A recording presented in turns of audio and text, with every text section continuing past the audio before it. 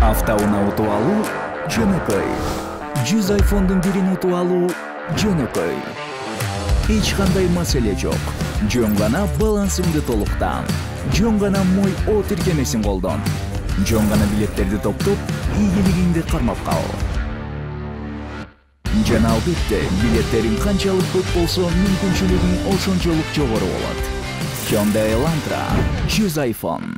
Мой О, утуш оңой. Кыргызстандык мушкер Самат Абдрахманов UFC уюмунун мушкери, жарым жеңил салмагынын легендасы Жозе Альдо менен Hardcore Fighting Championship уюмунун алкагында мушташып калышы мүмкүн. Бул эки мушкердин сүрөттөрү чагылдырылган постерди Hardcore Fighting Championship'тен президенти Анатолий Сулянов өзүнүн Instagram баракчасынын сторисине чыгарды. Ал эки мушкердин аккаунттарын белгилеп койгонун көрүүгө болот. Ошондой эле Hard News YouTube каналында болуп калышы мүмкүн болгон бул беттеш тууралуу жаңылык чыкты. Жозе Алдо MMA карьерасын жыйынтыктаганы менен анын UFC менен болгон келишими боюнча MMA-де гана мушташууга тыюу салынат. Бирок Алдонун өзү берген маалыматында ал бокс боюнча рингке чыгып мушташа алат. Демек өзүңүздөр көрүп тургандай эле Сулияновдун уюму бокс боюнча бул эки мушкердин беттешин ишке ашыруусу толук мүмкүн. Алар Алдого расмий келишим сунуштаганы да айтылууда.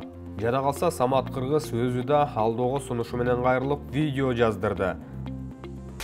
Жозе Альдо, жду тебя в России. Уверен, мы с тобой покажем лучшую рубку мейн-эвента в декабре.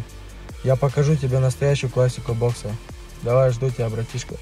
Эске салсак, Самат Абдрахманов Hardcore Fighting Championship'тен экинчи сезонунда чемпион аталган. Анда ал жылаңач муштум менен мушташта чыгып өнөрүн көрсөткөн эле. Болушу мүмкүн бул беттеш тууралуу сөз кылалы. Самат Абдрахманов 22 жашта.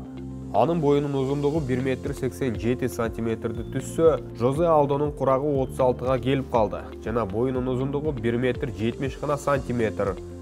Демек бой жагына Самат Алдого караганда 17 сантиметрге бийик болуп, кулачынын узундугу боюнча да алдыда.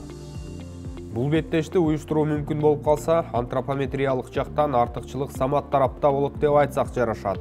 Бокс эрежеси менен менимче Самат Кыргыз Алдону ута турган эле формада.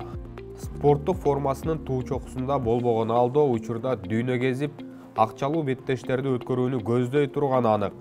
Демек азыркы маалда бразилиялык мушкер үчүн жеңиш биринчи орунда турбаса керек.